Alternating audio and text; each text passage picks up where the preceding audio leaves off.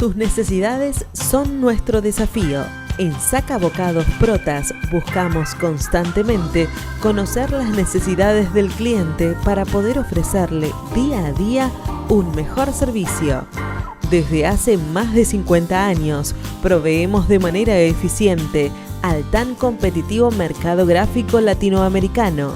Contáctenos al 011 4488 0701, a nuestro mail info@sacabocados.com o visite nuestra página web www.sacabocados.com.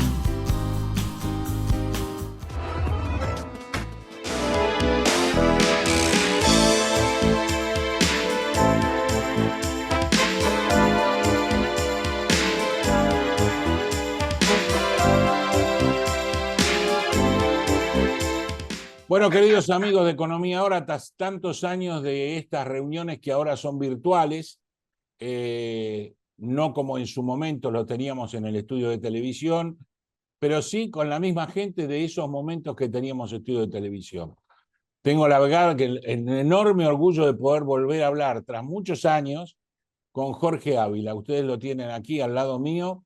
Jorge, muchas gracias por recibirnos y por atendernos nuevamente. Y por supuesto, saben, es magíster en Chicago, profesor de UCEMA, bueno, títulos a mansalva, libros a mansalva. Y si algo respecto de él es que fue siempre con su coherencia económica diciendo lo que se debería hacer, y aún hoy, hablando fuera de cámara, seguimos diciendo lo que debería hacer o lo que se debería hacer. Cosa que no todos podemos decir de todos los que nos rodean, ¿verdad? Gracias, Jorge, por recibirnos en tu casa y empecemos de lleno a hablar de lo que nos está pasando en economía. Primero, hay una baja de inflación, hay digamos, un mercado totalmente recesivo, hay una baja de inversión. Todo eso apunta a que también haya una baja de inflación, obviamente, por el menor consumo. Y a su vez, el Banco Central nos dicen que se está fortificando, sin hablarnos de los pasivos de Banco Central, con lo cual se está fortificando a medias. ¿Cómo ves este plan económico que únicamente ataca al no emisión para bajar la inflación? Bueno, mira, Raúl, el hecho de que el presidente Milei haya, haya dado vuelta la situación del fisco en 5 o 6 meses, que haya pasado de un déficit primario de 5 puntos del producto a un superávit primario, que incluso le da margen para un superávit financiero, eh, lo cual implica un giro en las cuentas de por lo menos 6 puntos del producto, algunos dicen que 7. Ese es un cambio sustantivo que yo no veía en la Argentina hace décadas y que demuestra muchas cosas. Fundamentalmente demuestra convicción y demuestra valentía, demuestra arrojo por parte de él y también demuestra eh, convencimiento por parte del público que sufre las consecuencias inmediatas a la espera de tener beneficios en el futuro y que lo está acompañando. Mire, la opinión pública lo está acompañando. Ese es un mérito político de él, como lo otro es un mérito de convicción y de entendimiento de él. De manera que yo no diría jamás que él no tiene un plan económico. Sí lo tiene en el sentido más sustantivo posible. El gran problema de la Argentina el año pasado era el tremendo desajuste fiscal, la tremenda emisión monetaria. Sí. Él le dio un sablazo a eso y enderezó la situación en un mes o 2 meses. Ya a los 50 días estaba mostrando un superávit financiero y una caída dramática, notable, aguda de la tasa de crecimiento monetario. De hecho, el contenimiento o la contención del dólar blue en 1.000 pesos durante tanto tiempo fue una respuesta a todo esto, porque la economía venía funcionando a un ritmo del 250% de inflación anual. o sea que el nivel de precios crecía a ese ritmo y la oferta monetaria crecía más o menos al mismo ritmo. Y la oferta monetaria de crecer a 250% anual pasó a crecer al 10, 15, 20% anual, en tanto la demanda de dinero seguía creciendo al 250. Esto determinó el, que el tipo de cambio con inflaciones del, del 25, del 20, del 15% mensual quedara contenido en 1.000 pesos o en 950 pesos. Ese fue un gran cambio. Es la pieza de partida de cualquier política económica, debía hacerlo. Hubiera sido muchísimo mejor que declarase una convertibilidad o todavía mejor que fuese una dolarización, porque en tal caso no estaríamos haciéndonos esa pregunta tóxica que vuelve una u otra vez a los argentinos cada vez que nos levantamos en la mañana, es ¿qué pasa si el dólar se va a 1.800 pesos? ¿Qué pasa si la brecha se va al 70 o al 80%? Sí. ¿Qué pasa? ¿Viene una devaluación? ¿Qué pasa? ¿Salta el ministro de Economía? ¿Qué pasa? ¿Se va el presidente en helicóptero? Son preguntas tremendamente dañinas que una convertibilidad o una dolarización hubieran podido evitar. Ahora bien, él tiene sobradas razones para no ejecutarlas porque no hay reservas. Una convertibilidad requiere Sí, reservas. Reservas que deben conseguirse por vía de un préstamo, por vía de una claro. venta, que es otra cosa, no tienen las reservas. Eso, Entonces ha Jorge, apostado perdón, eso en convertibilidad y en dolarización igual. en Los ambas, es lo casos, mismo. claro, Es que son la misma cosa. La única diferencia entre la convertibilidad y la dolarización es que la dolarización es más difícil de revertir y eso tiene una implicancia económica importante. Como es más difícil de revertir, o sea, es más difícil salir de una convertibilidad que salir de una dolarización. En consecuencia, la expectativa de devaluación, que está siempre vigente en una convertibilidad, desaparece en claro, una dolarización. claro. Existe la probabilidad de una desdolarización y de una repesificación, pero es mucho más complicado y hay muy pocos ejemplos en el mundo. Quizá uno sea Zimbabue y nada más, no recuerdo otro, quizá Liberia en la década de 1950. Por ende, la tasa de interés interna para la Argentina sería la tasa de Nueva York. La Claro. tasa para los préstamos cortos y de mediano plazo, la tasa de Nueva York. Para los préstamos largos, a 10, 20, 30 años, sería esa tasa de Nueva York, que es baja, más la prima de riesgo argentina. Entonces, eso es lo bueno que tiene una dolarización. Pero además, se eliminaría este rum que ha vuelto en los últimos días respecto de una posibilidad de devaluación. La semana pasada yo escuché a economistas muy importantes diciendo que el dólar debería estar en 1.500 pesos. Bueno, todo eso alienta la expectativa de devaluación, lleva el tipo de cambio futuro más alto y eso arrastra el tipo de cambio spot, que es el blue. Y Y con, eso es malo para la economía. y con esta descripción que estamos hablando, ¿es sostenible a lo largo del tiempo, sin otro retoque, la caída de la inflación por un lado y la mejora de la inversión? En la medida en que son dos preguntas distintas. Una es la inflación y la otra es la mejora de la inversión. Sí. La inflación depende de la emisión y la inversión depende del riesgo país. Son dos variables que corren por carriles distintos, en principio. Y te arreglaría una pregunta más.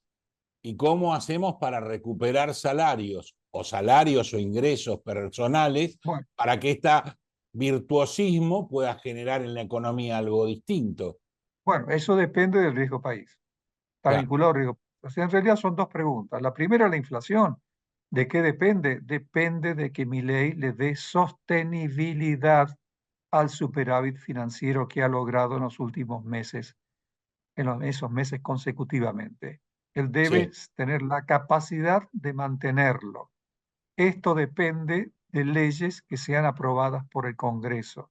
Depende de, por ejemplo, que ganancias vuelva a gravar a la cuarta categoría dentro de la cual yo me encuentro, como tantos otros, ¿no? Depende de que llegue a acuerdos con los gobernadores, depende de una reforma laboral, depende de reformas del sistema jubilatorio. O sea, depende de reformas que ataquen el gasto y los ingresos del gobierno nacional y que le den futuro, le den previsibilidad, le den credibilidad a la política de superávit financiero. Porque si esa política es creíble, de inmediato se traslada al mercado monetario en una expectativa creíble de emisión nula y en consecuencia de inflación prácticamente Nula también, nula. O claro. sea, depende de eso. Ahora, si por ejemplo él no llega a acuerdo con los gobernadores, al contrario, cae en calumnias y peleas con los gobernadores, no se entiende con el Congreso, pierde apoyos del exterior, el apoyo del fondo es importante, el apoyo de Elon Musk es importante, el apoyo de la banca privada norteamericana es importante. Si Milei se peleara con el mundo y quedara aislado, él podrá seguir diciendo y repitiendo que él no va a emitir, que él va a cerrar el Banco Central, pero nadie le va a creer.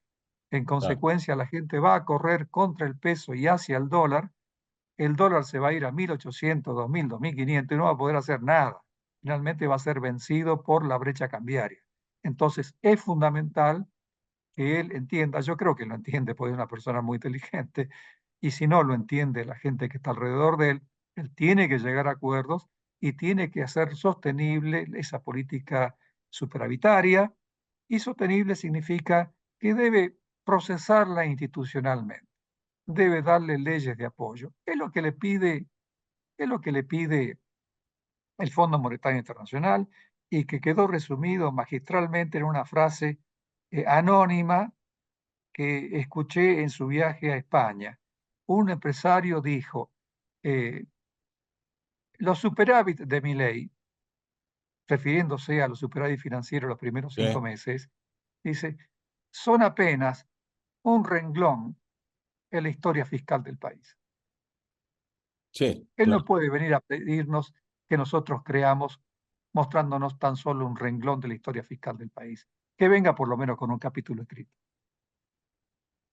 ¿Y Esto es lo cómo, que te estoy diciendo yo.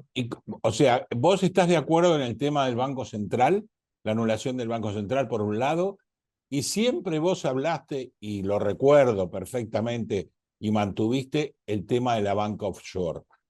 ¿Cómo redimensionarías el sistema financiero del país? Bueno, es que toda vez que uno acepta la necesidad de que el país entre en un régimen de convertibilidad o en un régimen de dolarización, Sí, necesariamente acepta la eliminación del Banco Central, porque es la misma cuestión. sí, claro. Quedaría nulo el Nosotros Banco Central. con la convertibilidad de Roque Fernández y Pedro Pou mantuvimos al Banco Central por inercia, pero el Banco Central en verdad no hacía falta. En todo caso, hizo falta para ayudar en el caso de las crisis bancarias del 95 y el 2001 para conseguir apoyos y voluntades y transferir fondos de los bancos excedentarios a los bancos que tenían faltantes de caja, ¿no? Más o menos para manejar esa corrida. Pero en rigor el sistema era inconsistente. La convertibilidad es inconsistente con la existencia de un prestamista de última instancia y el Banco Central es un prestamista de última instancia antes que nada. O sea, la función básica del Banco Central es evitar que el sistema bancario comercial de un país se caiga como piano Claro, o como un castillo en naipes. La función del Banco Central no es emitir para financiar al Tesoro, para eso está la deuda y para eso está la política impositiva y tampoco es reactivar la economía, porque en cuanto a una institución se le encajan 2 o 3 funciones, no cumple ninguna. La claro, única función del Banco Central por la cual fue creada en el siglo XVIII, XIX y en Inglaterra y en el siglo pasado por Estados Unidos, la Argentina y todos los países, era evitar que los bancos se cayeran como castillo en naipes en una gran crisis bancaria. Es actuar como un prestamista de última instancia cuando nadie le presta a un banco, viene un prestamista externo, que es el Banco Central, y le presta. Con la idea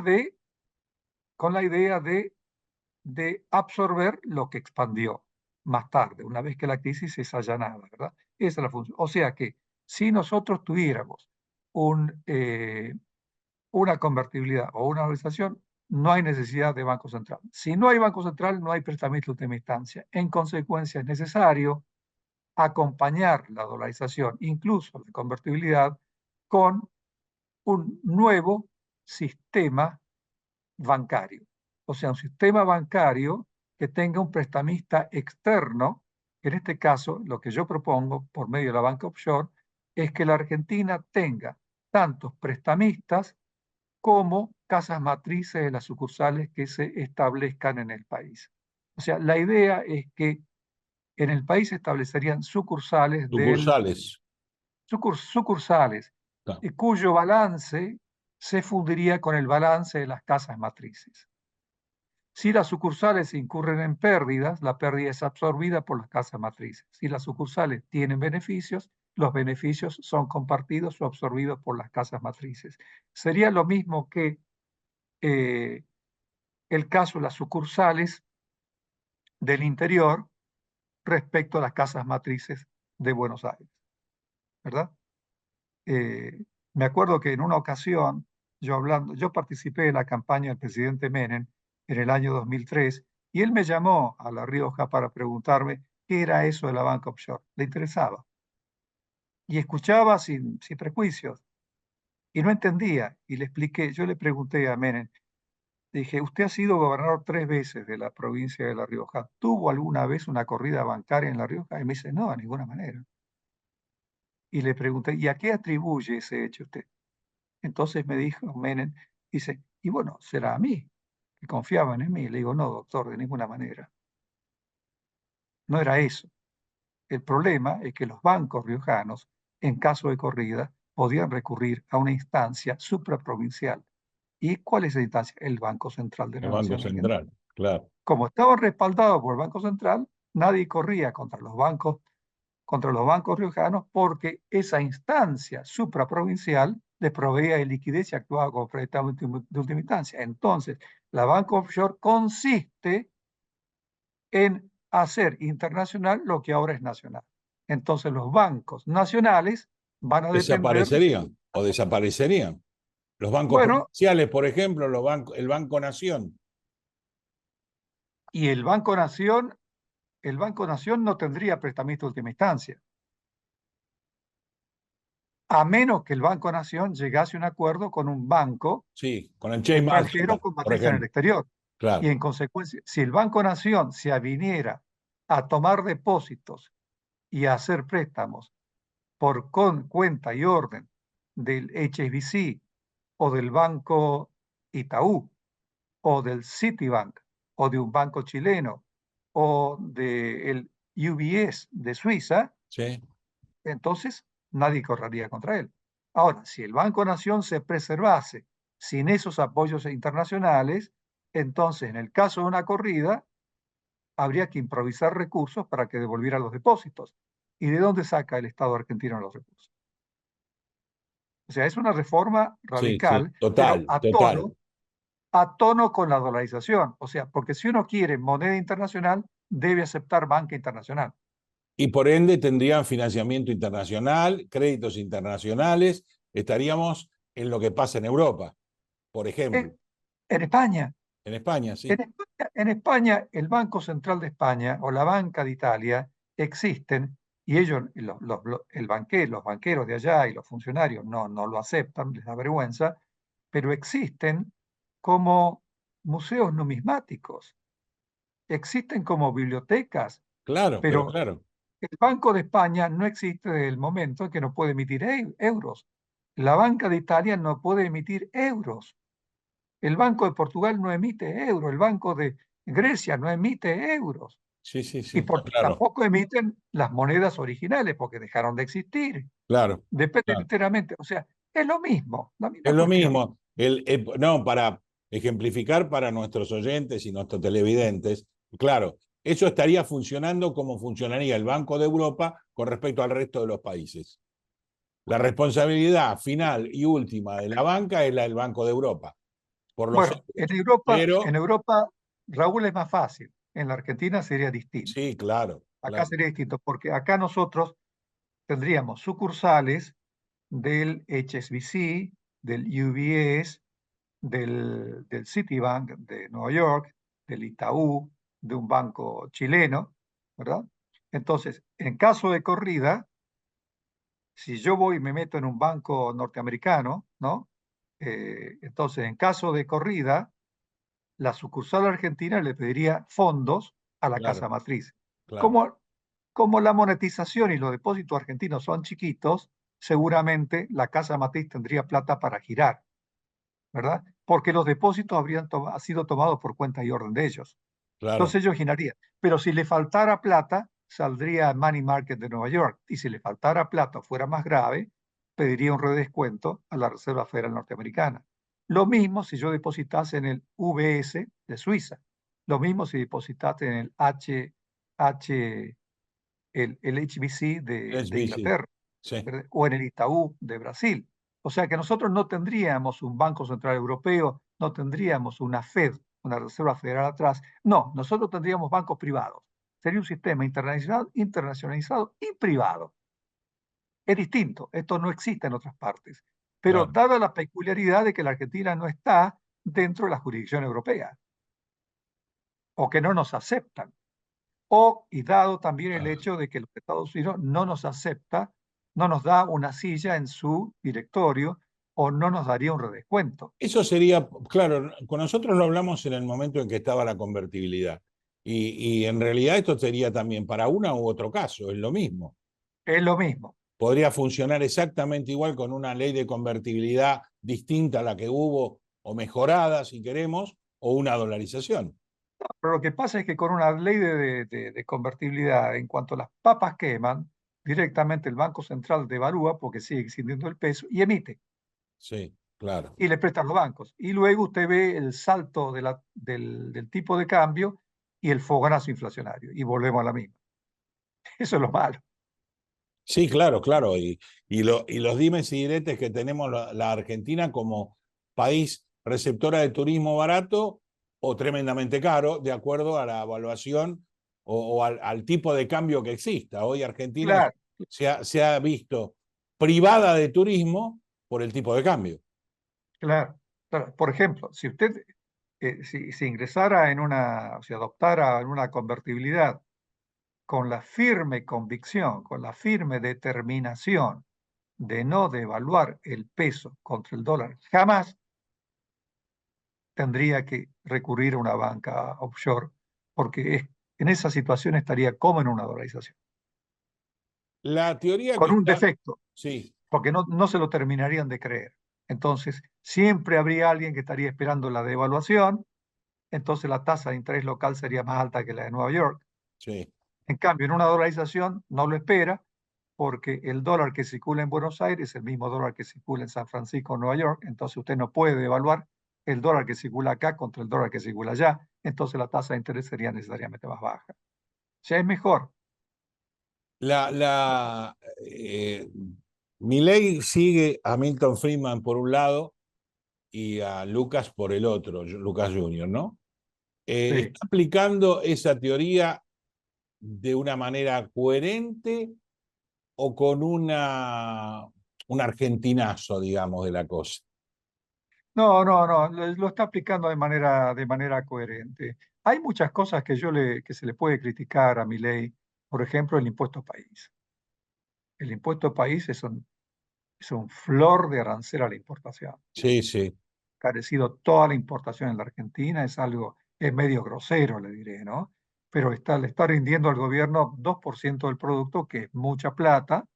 Piense usted que el Producto Bruto Interno de San Juan es 1,5% del producto, del Producto Nacional, quiero decir, y acá está recaudando 2 puntos, más que todo el valor agregado de una provincia como San Juan. Es mucha plata lo que está recaudando. Gracias a eso, él tiene un superávit financiero, que es necesario. está Eso es bien, pero criticable. ahora viene el reclamo de, bueno, tuviste superávit, ajustaste el Estado, hiciste motosierra más licuadora y ahora empezás a bajar impuestos. Bueno, no, pero es que si baja impuestos, se le va el superávit. Y si aumenta los jubilados, se le va el superávit. Entonces, él lo que tiene que hacer es reformar el gasto público, hacer una reforma del Estado y reformar el sistema tributario. Pero por sobre todas las cosas, lo que Milei necesita con desesperación es que la economía se le reactive en la segunda mitad del año. ¿Y eso de qué depende? A mí me extraña que los economistas importantes del país, los economistas que estuvieron a cargo del gobierno argentino en los 90, no lo adviertan. Eso depende del fenómeno del riesgo país. O sea, es clara la correlación inversa entre la prima de riesgo país y la actividad económica, porque el riesgo país es el principal componente del costo del capital en Claro, la Argentina. costo financiero. Y Sí. claro, claro. Entonces, el riesgo país ha caído en los últimos 6 meses de 24% anual a 12% anual. Entonces, de esa manera uno va camino a una reactivación importante. Yo esperaba y sigo esperando que en los próximos 6 meses caiga, póngale 800, y usted va a notar una clara reactivación. En la medida en que haya reactivación, reactivación significa que el Producto Bruto Interno aumenta, pero el Producto Bruto Interno implica, es una sumatoria de ventas finales. Entonces, a medida que aumenta el producto, aumentan las ventas finales, y cuando aumentan las ventas finales, aumenta la recaudación de ingresos brutos, de Sí, sí, IVA, claro, obviamente, sí. la recaudación de todo. Y esa es la apuesta de Milei como la apuesta de cualquier persona lógica. Entonces, ¿de qué depende Y ahí la sí puede llegar reactivación? uno a reducir impuestos. Con una Claro, de eso depende reactivación, que usted... como Sí, recaudo más, puedo reducir impuestos para acomodar un Estado menor y claro, seguir teniendo superávit. como recauda más, puede eliminar el impuesto país, por Claro, ejemplo, obviamente. ¿no es cierto? Sí, que, O puede aliviar la situación de los jubilados, un poco, no mucho, pero aliviar un poco la situación de los jubilados. Eh, Ahora, eso pero es un depende de la círculo reactivación. virtuoso, Jorge, porque en la medida que mejora, tomemos el caso de los jubilados, que son los que están más jodidos con este sistema, sin ninguna duda. En la medida que mejora los ingresos de alguien relativo con respecto a lo que está hoy la economía, va a mejorar el consumo y con el mejorar del consumo va a incrementar la recaudación, sin ninguna duda, porque hay Sí, una reducción de consumo desde automotores hasta productos alimenticios. sí, no, claro, claro, pero así como es un círculo virtuoso, es también por defecto o por simetría un círculo vicioso, porque fíjese que debido al sacudón fiscal, a la sorpresa, a la buena sorpresa que produjo Milei en esto y Caputo, porque Caputo es muy importante en esta obra, el riesgo país cayó de 24 a 12%. Sí, sí, la mitad, sí. Eso tiene efecto expansivo. Sin embargo, en los últimos 10 días ha trepado a 1.300, a 13%. ¿Y por qué ha trepado a 13%? Bueno, porque Milei no llega a un acuerdo con los gobernadores, Claro. porque la ley de bases no No es sale, aprobada por el no sale. Congreso, Sí. porque las tarifas de gas, luz y transportes no se han aumentado al ritmo que se pensaba aumentar, porque no le ha pagado como se pensaba o como era debido a Camesa por la energía, porque el gobierno le está pidiendo a las obras médicas prepagas que difieran los aumentos de sus tarifas. Entonces se ve una cierta, no diría reversión, pero una desaceleración de la reforma o del ímpetu de Milei. Obviamente tiene sus razones, pero todo eso demora la Claro. concreción de la caída del riesgo argentino y del inicio del círculo virtuoso. Entonces es un delicado equilibrio que se maneja no tanto por economistas, es una cuestión, es un fino equilibrio político. Bueno, lamentablemente Javier en ese aspecto tiene algunas deficiencias. Se ha ido a marzo varias veces, ¿no? Por, Sí. por, por su forma de ser, digamos, que eso complica, políticamente Bueno, complica. pero Ya. Raúl, yo no lo conozco a Milei, jamás me lo crucé en la vida, lo cual es raro, porque yo ando también me muevo en el mismo ambiente, pero no, nunca me lo crucé, de manera que no me atrevo a hablar de él, pero hay algo que le admiro, porque en definitiva él es un economista que ha dado clases y ha hecho consultoría igual que yo, Y es muy difícil para una persona de esa extracción. Es muy raro, muy anormal que llegue a la presidencia de la nación en un santiamén. obviamente. Algo debe tener, No, no, no, algo seguramente. admirable, debe tener una cualidad política. Yo he tenido la suerte de conocerlo en sus primeros tramos de desarrollo televisivo, Sí, eh, hasta que asumió la presidencia, obviamente.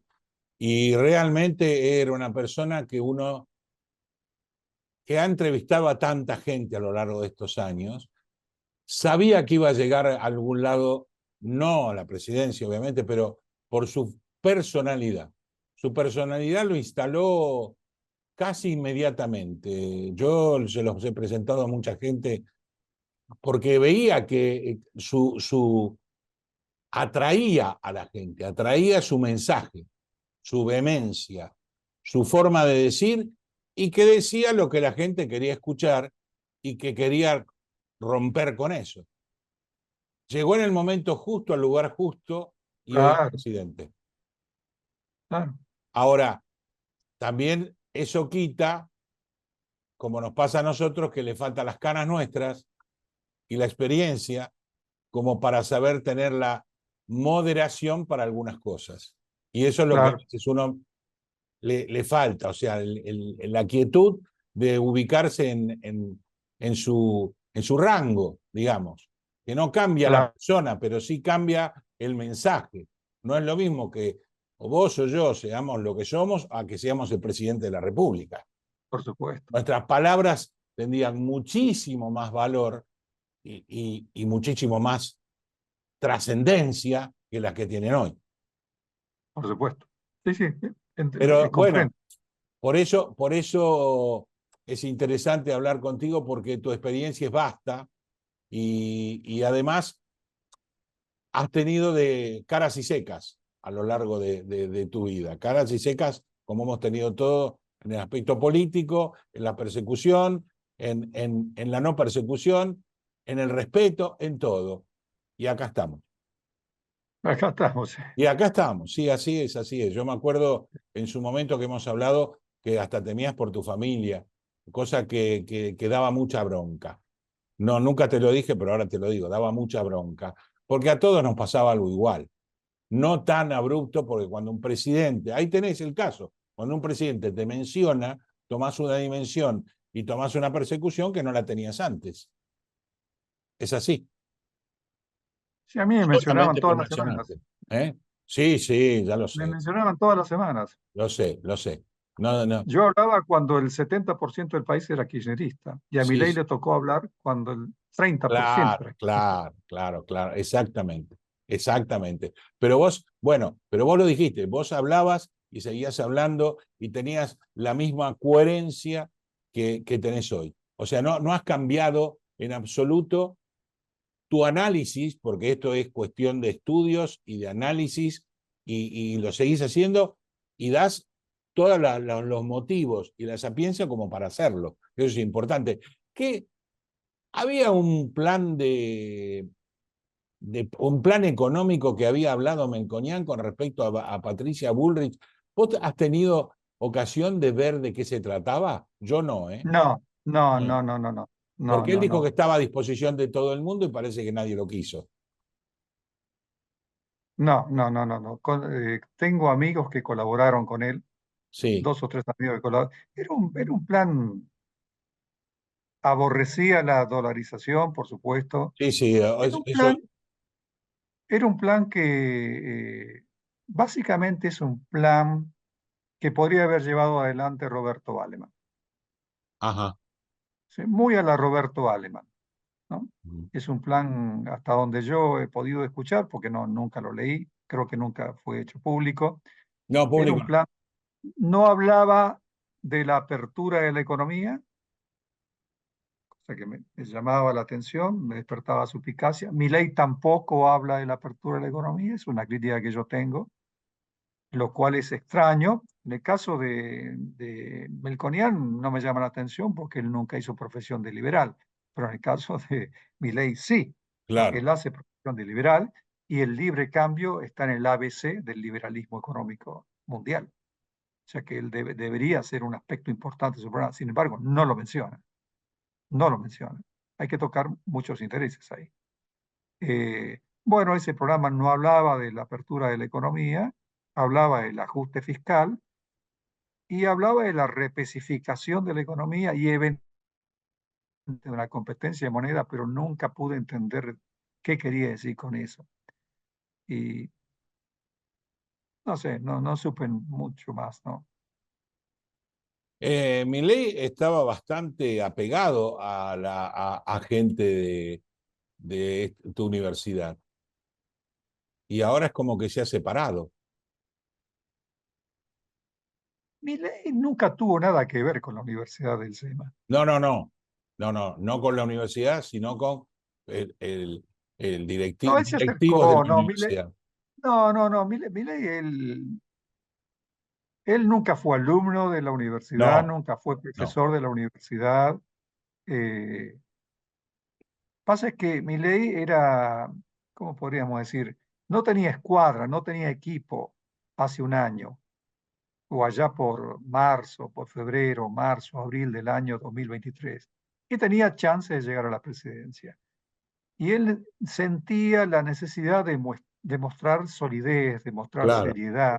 claro, Entonces echó mano a nombres instalados claro, y de alguna claro. manera los usó. Sí, sí, está perfecto. Era una ¿Sí? forma de tener credibilidad él en base a los nombres que nombraba.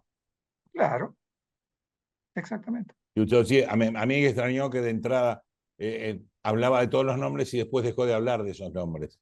Que aparecieron Porque otros. ya no era necesario, ya tenía el apoyo de Caputo, ya tenía otra gente, ya tenía otro programa fiscal, tenía otra posición política, entonces no fue necesario. Bueno, Jorge, no me queda más que agradecerte enormemente, por lo pronto la alegría de verte, que es importantísimo, después de tantos años que hemos charlado.